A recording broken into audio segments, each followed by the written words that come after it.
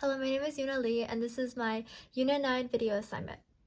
So this question basically asks about a girl named Jenny Euler who deposited some money in an investment account that earns 6.3% interest rate, interest compounded continuously.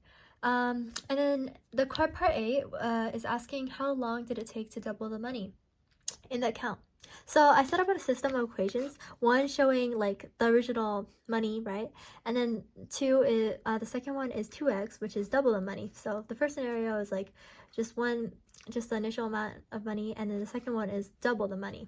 So in the initial amount, I wrote the initial amount, p times e to the power of the rate of interest, and then the amount of the time, because at first when she first put in the money in, time was actually 0. So then since that was 0, it makes all of this equal 1, and so basically x just equals the initial value, right? And then the second one is second equation I did was 2x equals p times e to the power of 0.063 times t, and we're looking for t. Yeah, this is basically my formula, and then I realized that x equals p, right? So I can just plug in p into here. So then I plugged in p, and I got 2p, plug in p into where x is, and I got 2p equals p times e to the power of 0.06 times t, and then I divided p from both sides, and I got t equals e to the power of 0.063, and then I did the natural log on both sides, and which got me natural log 2 equals natural log e 0.063 times t, and then I realized that these two could cross out because they're inverses, and I divided 0.06 from both sides to isolate the t, which got me approximately 11.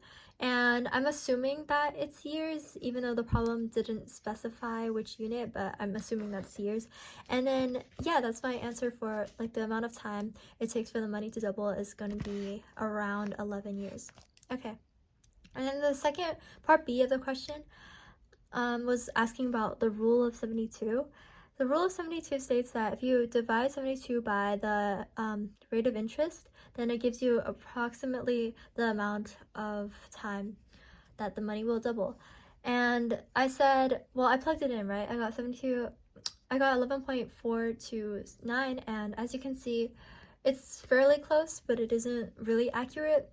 But like generally speaking, it was pretty accurate. So overall, I said yes. I think rule of 72 is fairly accurate because it gave me approximately 11 years, which was what I got, although I wouldn't rely on it too much because it was still around half a year off. So yeah, that's basically my answer to this problem. Thank you so much for listening.